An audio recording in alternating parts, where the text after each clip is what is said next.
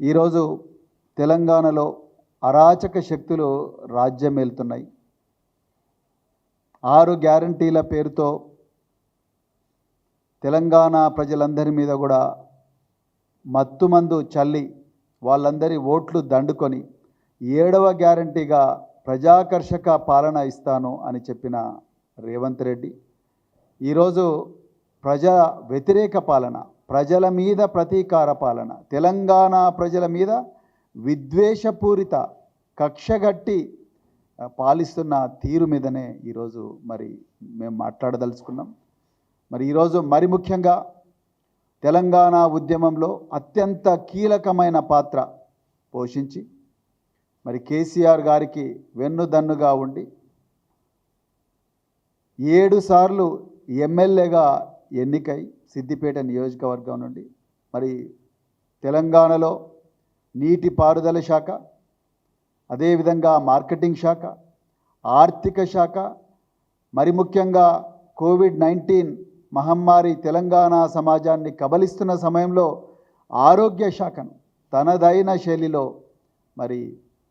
నిర్వహిస్తూ తెలంగాణ ప్రజలందరి మన్ననలు పొంది దేశంలోనే తెలంగాణను ఒక గొప్ప రాష్ట్రంగా తీర్చిదిద్దిన మాజీ మంత్రివర్యులు సిద్దిపేట శాసనసభ్యులు శ్రీ తన్నీరు హరీష్ రావు గారి మీద రేవంత్ రెడ్డి కక్షగట్టి ఒక చక్రధర్ గౌడ్ అనే ఒక నేరస్తుడితో, సిద్దిపేటకు చెందిన చక్రధర్ గౌడ్ అనే నేరస్తుని పంజాగుట్ట పోలీస్ స్టేషన్లో 1205/2024 అనే అక్రమ కేసు పెట్టించిన తీరు గురించి ఈరోజు తెలంగాణ ప్రజలందరికీ కూడా చెప్పాలని ఈ మీడియా సమావేశం పెట్టడం జరుగుతూ ఉన్నది. మొట్టమొదట నేను రేవంత్ రెడ్డి గారికి ఒక్కటే వార్నింగ్ ఇస్తున్నా.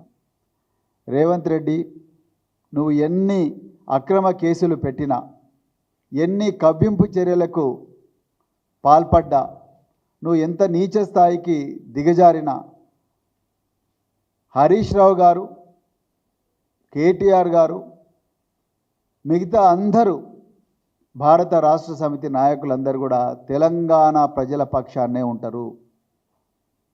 మీరు జైలుకు పంపించినా, ఉరికంబం ఎక్కించినా, ఇంకా ఏం చేసినా ఎంతోమంది పోలీస్ అధికారులను మీకు పావులుగా వాడుకొని కొంతమంది అత్యుత్సాహం చూపిస్తున్నారు. వాళ్ళ గురించి కూడా నేను ఒక 2 నిమిషాల తర్వాత చెప్తా. అధికారులు, ఐఏఎస్ అధికారులు, ఐపీఎస్ అధికారులు, వాళ్ళ గురించి కూడా చెప్తాను. మీరు ఎంతమంది అధికారులను పావులుగా వాడుకున్నా హరీష్ రావు గారు తెలంగాణ ప్రజల పక్షాన్నే ఉంటారు. ఇది గుర్తుపెట్టుకో. నీలాగా ఓటుకు నోటు కేసులో రెడ్ హ్యాండెడ్గా దొరికి జైల్లో గడిపిన వ్యక్తి హరీష్ రావు గారు కాదు. 7 సార్లు ఎన్నికయ్యి నిరంతరం తెలంగాణ ప్రజల గుండె చప్పుడుగా మారిన వ్యక్తి ఇలా హరీష్ రావు. అలాంటి వ్యక్తి మీద మీరు ఏవో కోడిగుడ్డు మీద ఈగలు పీకే ప్రయత్నం చేస్తున్నారు. ఆకాశం మీద ఉమ్మేసే ప్రయత్నం మీరు చేస్తున్నారు. ఇది మీ వల్ల కాదు. ఒకవైపు తెలంగాణ ప్రజలందరూ కూడా హరీష్ రావు అందరూ కూడా తెలంగాణ ప్రజలందరూ ఒకవైపు ఉన్నారు, నువ్వు ఒక్కనివి ఒకవైపు ఉన్నావు. ఇలా తెలంగాణ ప్రజలను వాళ్ళ ప్రయోజనాల కోసం పోరాడుతున్న వ్యక్తి మీద ఎన్నో కేసులు పెడతా ఉన్నాం. మీరు 6 గ్యారంటీలు అమలు చేయకపోతే ప్రశ్నించినందుకు కేసులు పెట్టిండ్రు. మీరు ఎగవేతల మొత్తం ప్రజలందరికీ రుణమాఫీ ఇస్తామని చెప్పి, లేకపోతే రైతు భరోసా ఇస్తామని చెప్పి, ఇంకా రకరకాల మహిళలకు 2,500 రూపాయలు ఇస్తామని చెప్పి, వృద్ధులకు 4,000 రూపాయలు ఇస్తామని చెప్పి, అదేవిధంగా మీరు ఎన్నో ఇచ్చిన అలవిగాని హామీలన్నింటినీ కూడా ప్రశ్నిస్తున్నందుకు మీరు మొదట మిమ్మల్ని ఎగవేతల రెడ్డి, యనుమల రేవంత్ రెడ్డి కాదు, ఎగవేతల రెడ్డి అంటే మానకొండూరు పోలీస్ స్టేషన్లో హరీష్ రావు గారి మీద కేసు పెట్టిండ్రు. అదేవిధంగా మీరు దేవుళ్ళ సాక్షిగా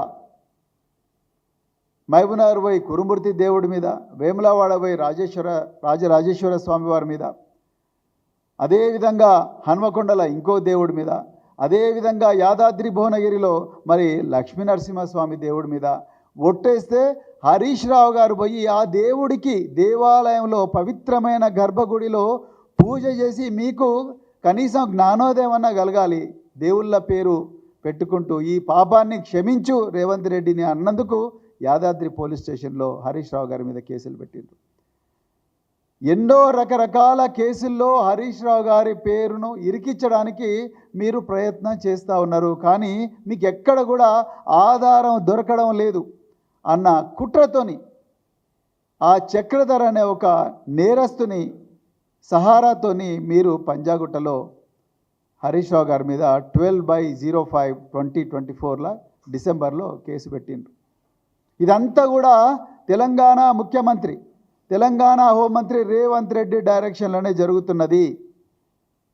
నేను మళ్ళీ చెప్తున్నా, రేవంత్ రెడ్డి గారు మీరు ఎన్ని చేసినా మేము మాత్రం తెలంగాణ పక్షాన్నే ఉంటాం. ఈ కేసులు మమ్మల్ని కబలించలేవు. మాకు కేసీఆర్ గారు నేర్పింది, ఉద్యమం నేర్పింది ఒక్కటే, ఏం చేసినా రాజ్యాంగబద్ధంగా చేయాలి, చట్టబద్ధంగా చేయాలి, అంతే తప్ప అడ్డు దోవలు తొక్కొద్దు, నీలాగా అడ్డు దోవలు తొక్కొద్దనే మా మహనీయులు కేసీఆర్ గారు ఈ విషయాన్ని తెలంగాణలో ఉండే అందరు క్యాడర్లకు బోధించారు. మేము ఎట్టి పరిస్థితుల్లో కూడా ఆ దారి తప్పం. కానీ వాస్తవాలు తెలంగాణ ప్రజలకు తెలవాలనే ఈ పత్రికా సమావేశం పెట్టడం జరిగింది. ఇక అసలు విషయానికి వస్తే, నిన్నగాక మొన్న వంశీ అని సిద్దిపేటకు చెందిన ఒక వ్యక్తి, ప్రభుత్వ ఉద్యోగి, ఒక 3 నెలల పాటు మాత్రమే హరీష్ రావు గారి, ఆయన ఆరోగ్య శాఖలో ఉన్నప్పుడు హరీష్ రావు గారి ఓఎస్డి కింద ఒక ఎంప్లాయీగా పనిచేసిన వంశీ కృష్ణను పంజాగుట్ట పోలీసులు నేను చెప్పిన ఈ చక్రధర్ పెట్టిన కేసును పరిశోధించే ప్రక్రియలో భాగంగా ఈ వంశీకృష్ణను పిలిపించి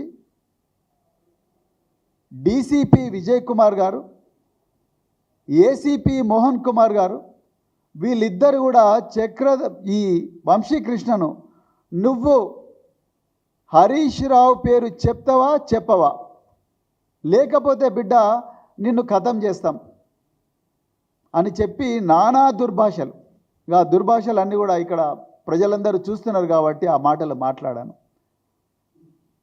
నానా దుర్భాషలు ఆడుతూ నువ్వు ఆయన పేరు చెప్తే మంచిది బిడ్డ, లేకపోతే ఖతం అయిపోతావు, నీ ఉద్యోగం పోతుంది, అది పోతుంది, ఇది పోతుంది, తీవ్రంగా హింసించింది.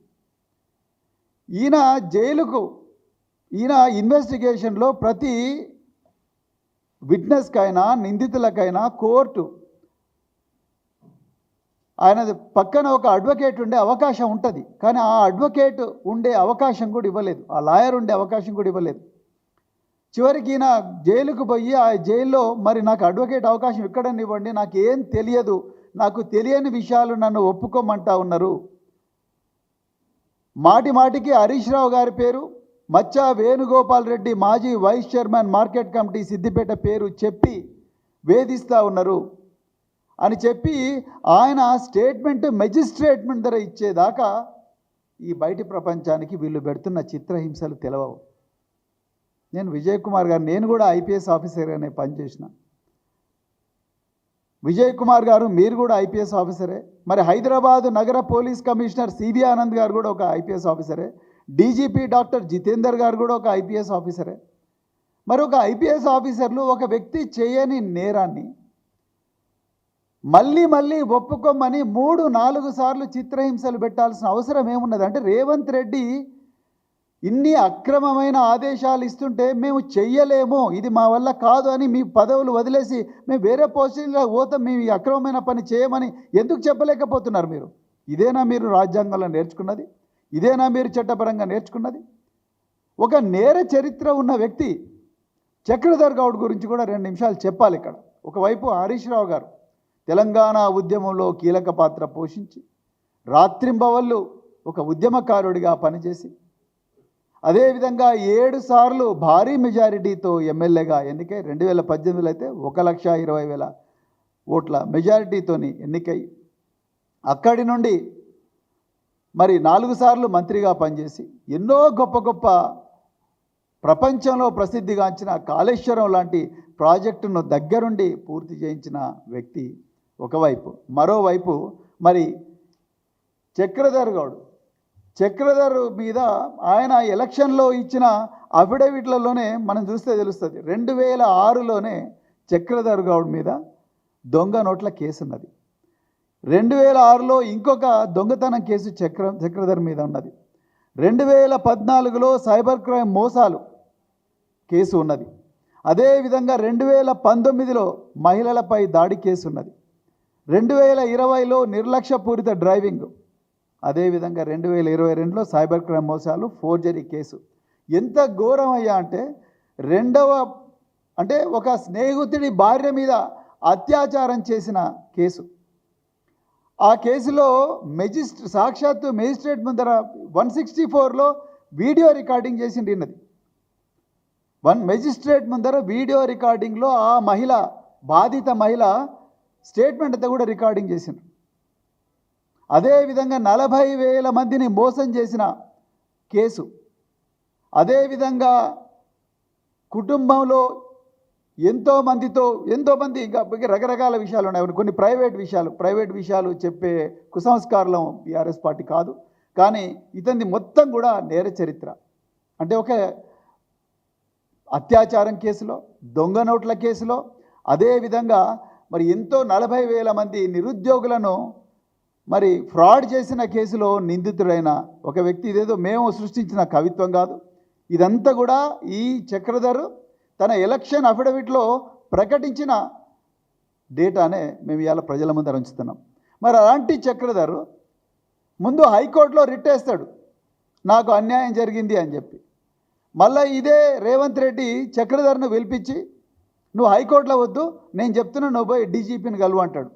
డిసెంబర్ 1వ తారీఖు నాడిన డీజీపీని కలుస్తాడు. డిసెంబర్ 3వ తారీఖు నాడు డీజీపీని కలవంగానే డిసెంబర్ 3వ తారీఖు నాడు పంజాగుట్ట పోలీస్ స్టేషన్లో కంప్లైంట్ ఇస్తారు. చాలా ఎఫిషియెంట్ డీజీపీ గారు మన పోలీసులు. మరి మేమైతే ఇప్పటివరకు 100 కంప్లైంట్లు ఇచ్చినాం మాకు జరుగుతున్న అన్యాయం మీద, ఇంతవరకు ఒక్క ఎఫ్ఐఆర్ కూడా కాలేదు.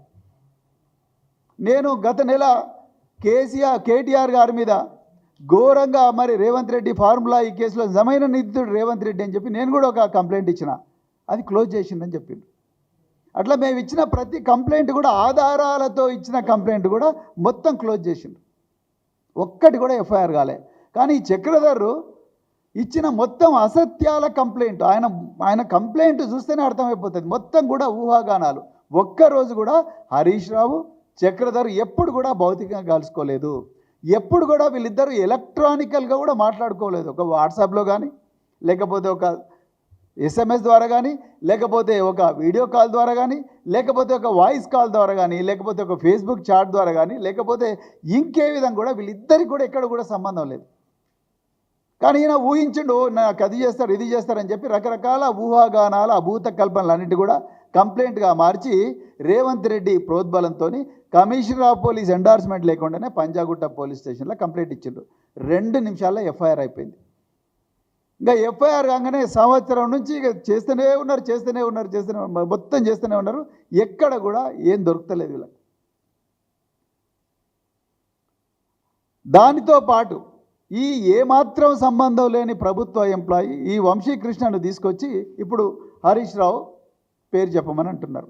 ఇక ఈ వంశీకృష్ణ వేధింపులు తాళలేక ఆయన బాధ ఎవరు ఇంటలేరని చెప్పి ఆయన మెజిస్ట్రేట్ ముందర నిన్న వాంగ్మూలం ఇచ్చిండండి. ఆయన లాయర్ సమక్షంలో మెజిస్ట్రేట్ ముందర వాంగ్మూలం ఇచ్చిండు. మరి ఆయన చాలా క్లియర్గా చెప్పాడు. ఒక 2 నిమిషాలు తెలంగాణ పిల్లలకు తెలవాలి కాబట్టి నేను చెప్తా ఉన్నా ఈ విషయం. నేను పోలీసుల ముందర ఏమీ చెప్పలేదు, పోలీసు కేసులో ఏముంది చదివి వినిపించలేదు. అదేవిధంగా మరి 15 ఫిబ్రవరి 2025 రోజు నాడు హైకోర్టు ఆదేశానుసారం ఎంక్వైరీ కోసం పంజాగుట్ట పోలీసుల ఎదుట హాజరైన ఆ రోజు నన్ను ఏసీపీ మోహన్ కుమార్ గారు మరియు డీసీపీ విజయ్ కుమార్ గారు, నువ్వు ఫోన్ ట్యాపింగ్ విషయంలో నువ్వు మచ్చా వేణుగోపాల్ రెడ్డి హరీష్ రావుకు వ్యతిరేకంగా వాంగ్మూలం ఇవ్వకపోతే నీ లైఫ్ ఈరోజు రాత్రి లోపల లేకుండా చేస్తా, మరియు నీ ఉద్యోగం లేకుండా చేస్తారా అని చెప్పి ఇక ఈ బూతు మాట మాట్లాడారు. అది నేను మాట్లాడకూడదు. సో మాట్లాడి అని విపరీతమైన బూతులు తిడుతూ నన్ను నరకం చూపించారు. చనిపోయిన మా నాన్నగారిని కూడా దుర్భాషలు ఆడినరు, నా సంతకాలు తీసుకున్నారు, కనీసం కేసు గురించి వివరాలు చెప్పకుండా సంతకాలు తీసుకున్నారు. మా లాయర్ గారికి చూపించైనా సంతకం చేస్తా అంటే కనీసం లాయర్ను కూడా మరి దగ్గరికి రానివ్వలేదు. లాయర్కు ఉండే అవకాశం కూడా నాకు ఇవ్వలేదు. డీసీపీ విజయ్ కుమార్ గారు నన్ను పదే పదే బూతులు తిడుతూ వారి వివరాలు అంటే మచ్చ వేణుగోపాల్ రెడ్డి అదేవిధంగా హరీష్ రావు పేర్లు చెప్తేనే నీ ఉద్యోగం ఉంటుంది, లేకపోతే మాత్రం నీవు కథం అయిపోతావని చెప్పేసి, నువ్వు లేకపోతే 3rd డిగ్రీ పెడతావని చెప్పేసి కూడా శనివారం నాడు భయపెట్టించిండ్రు అని చెప్పేసి ఆయన సాక్షాత్తు మరి ఆయన స్టేట్మెంట్ అఫిడవిట్ ఇచ్చిండ్రండి. దాని మీద జైల్ సూపరింటెండెంట్ ఎవరైతే జైలర్ ఎవరైతే ఉన్నారో central prison Chanchalguda jail superintendent ఎవరైతే ఉన్నారో ఆయన అటెస్ట్ కూడా చేసిండు. ఇది ఇక్కడ జరుగుతున్న వ్యవహారం. ఇది మన వంశీకృష్ణ ఇచ్చిన అటెస్ట్మెంట్ ఇది ఆయన అఫిడవిట్. ఇప్పుడు నేను ఏం చెప్తున్నా అంటే అసలు ఐపీఎస్ ఆఫీసర్లకు నిజంగా చట్టం ఏం చెప్తున్నది, మీరు highest leaders of the force IAS కానీ ఐపీఎస్ కానీ మీరు చేయాల్సిన పని ఏంది, మీరు చేస్తున్న పని ఏంది? ఎవరో ఊహాగానాలతోని ఎఫ్ఐఆర్ అదంతా ఇచ్చేసే వరకు మొత్తం కూడా మరి ఎఫ్ఐఆర్ అయిపోతుంది. దాంట్లో ఆయన ఇచ్చిన ఊహాగానాలన్నీ కూడా నిజాలుగా చేయాలని ప్రయత్నం చేస్తున్నారా, లేకపోతే నిజమేందో తెలుసుకోవాలని ప్రయత్నం చేస్తున్నారా? ఇలా మరి తెలంగాణ పోలీసులు చెప్పాల్సిన అవసరం ఉన్నది. మీరు ఆయన ఊహాగానాలు ఇస్తే ఎఫ్ఐఆర్లో ఉన్నదంతా కూడా ఎట్లా నిజం చేయాలనే ప్రయత్నం చేస్తున్నట్టుగా తెలుస్తూ ఉన్నది. మీరు లేకపోతే ఏమాత్రం సంబంధం లేని హరీష్ రావు గారి మీద మచ్చ వేణుగోపాల్ రెడ్డి మీద ఎందుకు మాటిమాటికి వంశీకృష్ణను మీరు టార్చర్ చేస్తున్నారు? అంటే రేవంత్ రెడ్డి క్లియర్గా ఏం చేయాలనో చెప్తా ఉన్నారు. మరి ఎన్ని రోజులు ఉంటాడు రేవంత్ రెడ్డి ముఖ్యమంత్రిగా? ఎన్ని రోజులు ఈ కాంగ్రెస్ పార్టీ అధికారంలో ఉంటుంది? కేసీఆర్ గారు మాకు మొదటి నుంచి ఒకటే చెప్పారు, అధికారులను ఎప్పుడు కూడా మనం వాళ్ళ పేర్లు తీసుకోవడం కానీ ఈ ఉద్యమ ప్రస్థానంలో కానీ ఉద్యమ తర్వాత అధికారం వచ్చినప్పుడు కానీ ఎప్పుడు కూడా వాళ్ళని ప్రశంసించిన చరిత్రనే మరి బీఆర్ఎస్ పార్టీకి టీఆర్ఎస్ పార్టీకి ఉంది తప్ప ఎప్పుడు కూడా పేర్లు పెట్టి విమర్శించే సంస్కృతి బీఆర్ఎస్ పార్టీకి ఎప్పుడు లేదు. కానీ ఈరోజు మేము వీళ్ళ పేర్లు చెప్పాల్సి వస్తున్నదంటే ఎంత దుర్మార్గాలకు ఒడిగడుతున్నారో ఇలా పోలీసులు ఒకసారి ఆలోచించండి. హరీష్ రావు గారి మీద ఇదే హరీష్ రావు గారి మీద మైనంపల్లి హనుమంతరావు గజ్వేల్లో కాంగ్రెస్ పార్టీ కార్యకర్తల సమావేశంలో పెట్రోలు పోస్తా కాలబెడతా హరీష్ రావును అంటే కూడా Siddipet commissioner of police Anuradha ఇంతవరకు కేసు బుక్ చేయలేదు. నిన్నగాక మొన్న సోషల్ మీడియాలో హరీష్ రావు గారికి కేసీఆర్ గారికి పెద్ద ఎత్తున ప్రచన్న యుద్ధం నడుస్తున్నది అని చెప్పి ఒక ఫేక్ న్యూస్ మరి ప్రచారం చేస్తే అది మేము సైబరాబాద్ పోలీస్ కమిషనరేట్లు ఇస్తే ఇంతవరకు అది ఎఫ్ఐఆర్ కాలేదు. బంజారాహిల్స్ పోలీస్ స్టేషన్లో కూడా ఎన్నో కంప్లైంట్లు ఇచ్చిన ఎఫ్ఐఆర్ కాలేదు. కానీ కాంగ్రెస్ వాళ్ళు గాంధీ భవన్లో ఆగమేఘాల మీద కంప్లైంట్ రాసి పంపిస్తే ఎక్కడ పడితే అక్కడ ఎడాపెడా కేసులు పెడుతున్నారు. జర్నలిస్టుల మీద అయితే ఎన్ని కేసులు పెట్టినరో. రాజ్ కుమార్ అనే వ్యక్తి, గౌతమ్ అనే వ్యక్తి ఎక్కడెక్కడో జాఫర్ గారు ఉంటే రాత్రికి రాత్రి హైదరాబాద్ సైబర్ క్రైమ్ పోలీసు వాళ్ళు తీసుకుపోయి రాత్రి తీసుకొస్తున్నారు. మళ్ళీ జైలు నుంచి బయటికి రాగానే మళ్ళీ తీసుకొస్తున్నారు. బెయిలబుల్ కేసుల్లో కూడా కోర్టుల ముందర ప్రొడ్యూస్ చేయమంటారు. డాక్టర్ ఎర్రోల శ్రీనివాస్ ఏం పాపం చేసిండు? ఆయన బంజారా హిల్స్లో కౌశిక్ రెడ్డి గారితో అపాయింట్మెంట్ తీసుకొని ఆయనంబడి కంప్లైంట్ ఇవ్వడానికి పోతే ఆయనను కూడా ఉదయం 6 గంటలకు ఇంటి నుంచి తీసుకొచ్చి ఇచ్చిండ్రు. పాడి కౌశిక్ రెడ్డి కంప్లైంట్ ఇచ్చిండు, ఆయన కారును సీజ్ చేసిండ్రు. కంప్లైంట్ ఇవ్వడానికి పోతే కారు సీజ్ చేసిండ్రు. అదేవిధంగా ఆయన సెల్ ఫోన్ కూడా సీజ్ చేసిండ్రు. ఇంకా గమ్మత్తైన విషయం ఏంటంటే సెల్ ఫోన్ ఎందుకు సీజ్ చేసిండ్రని నేను పోలీసు వాళ్ళని అడిగితే అసలు తెలంగాణ పిల్లలు ఆశ్చర్యపోయే విషయం ఏంటంటే సెల్ ఫోన్ ఎందుకు సీజ్ చేసిండ్రంటే ఈయన సెల్ ఫోన్లో హరీష్ రావు దగ్గర నుంచి ఏమైనా మెసేజ్లు వచ్చినాయా, కేటీఆర్ దగ్గర నుంచి ఏమైనా మెసేజ్లు వచ్చినాయా, వచ్చి వీళ్ళు రాజ్యం మీద రేవంత్ రెడ్డి మీద కంప్లైంట్ ఇవ్వమని వీళ్ళు ఏమన్నా మెసేజ్ ఇచ్చిండ్రా కౌశిక్ రెడ్డికి అని చెప్పి ఒక ఎమ్మెల్యే కౌశిక్ రెడ్డి, మిగతా వాళ్ళే ఒక ఆయన రాష్ట్ర పార్టీకి వర్కింగ్ ప్రెసిడెంట్ మాజీ మంత్రి, ఇంకొక మాజీ మంత్రి, వీళ్ళిద్దరూ నువ్వు పోయి వెంటనే పోలీస్ స్టేషన్లో కంప్లైంట్ ఇవ్వని ఆయనకి ఎస్ఎంఎస్ ఇచ్చినట్టు రాజ్యం మీద తిరుగుబాటు చేయండి అని ఏమైనా కంప్లైంట్ ఇచ్చినా ఆయన సెల్ ఫోన్ గుంజుకుంటారంట. ఒక ఎమ్మెల్యే, ప్రజల చేత ప్రత్యక్షంగా ఎన్నుకోబడ్డ ఎమ్మెల్యే ఫోన్కు కూడా ఇక్కడ తెలంగాణలో రక్షణ లేదు. ఖమ్మంలో వరద బాధితుల గురించి, వాళ్లకు జరుగుతున్న అన్యాయం గురించి తుమ్మల నాగేశ్వరరావు కానీ పొంగులేటి శ్రీనివాసరెడ్డి కానీ మిగతా వాళ్ళు వీళ్ళందరి మధ్యలో వాళ్ళ జరుగుతున్న అన్యాయం గురించి ఖమ్మంలో వరద బాధితులకు ఆ బాసటగా నిలవాలని పోతే అక్కడ మీద హరీష్ రావు గారి మీద రాళ్ల దాడి చేసిండ్రు. రాళ్ల దాడి చేసి ఉల్టా ఆయన మీదనే మళ్ళీ కేసు పెట్టిండ్రు. దాడి చేసేది మీరే, మళ్ళీ కేసు పెట్టేది మీరే. తెలంగాణ ప్రజలకు రుణమాఫీ రావడం లేదంటే మళ్ళీ కేసు, తెలంగాణ ప్రజలకు రైతు భరోసా రావడం లేదంటే మళ్ళీ కేసు. కేటీఆర్ గారు ఏసీబీ విచారణ ముగించుకొని రోడ్డు మీద నడిచి వస్తుంటే మీడియా వాళ్ళు మాట్లాడుతూ ఉన్నారు. మిమ్మల్ని ఏమేమి ప్రశ్నలు అడిగిర్రు, మేమేం చెప్పిన అడుగుతుంటే నడుచుకుంటా కారు ఎక్కుకుంటా మాట్లాడుతున్నాడు. మాట్లాడితే నువ్వు రోడ్డు మీద పర్మిషన్ లేకుండా నడిచినావు, మళ్ళీ కేసు. నిన్నగాక మొన్న సిరిసిల్లలో కేటీఆర్ గారి బొమ్మ ఒక చిన్న హోటల్ మీద ఆయన బొమ్మ పెట్టుకొని ఆయన అభిమాని పెట్టుకుంటే ఆ అభిమాని షాపు తీసేసిండ్రు, నీకు ట్రేడింగ్ లైసెన్స్ లేదని. అంటే ఇంత కక్ష ఎందుకు మీకు, ఇంత విద్వేషం ఎందుకు, ఇంత క్రోధం ఎందుకు, ఇంత అమానవీయంగా ఎందుకు ప్రవర్తిస్తున్నారు? కేసీఆర్ గారు ఎప్పుడైనా చేసిండ్రా? మరి పివి నరసింహారావు గారు మీ పార్టీ, కాంగ్రెస్ పార్టీ, ఈ దేశానికి ప్రధానమంత్రిగా పనిచేసిండు, ఈ రాష్ట్రానికి ముఖ్యమంత్రిగా పనిచేసిండు. ఈ దేశం ఊబిలో చిక్కుకొని పోయి ఉంటే మరి దాన్ని రక్షించే గొప్ప బృహత్తర ప్రయత్నం చేసిండు, దేశాన్ని కాపాడిండు అని చెప్పేసి ఆనాడు కేసీఆర్ గారు వారి విగ్రహాన్ని పెట్టిండు. మీ పార్టీ అవమానిస్తే మా పార్టీ వారిని సత్కరించింది, ఒక చరిత్రలో నిలబెట్టింది. వారి పుత్రికైన వాణిదేవి గారికి ఎమ్మెల్సీ టికెట్ ఇచ్చింది. రాజశేఖర్ రెడ్డి గారు, దివంగత రాజశేఖర్ రెడ్డి గారు ఆరోగ్యశ్రీ పెడితే దాన్ని కేసీఆర్ గారు రద్దు చేయలేదు కదా, ఫీ రీయింబర్స్మెంట్ స్కీమ్ను రద్దు చేయలేదు కదా, ఉచిత విద్యుత్ను రద్దు చేయలేదు కదా. మరి అదేవిధంగా మరి మీరెందుకు ఇట్లా చేస్తున్నారు?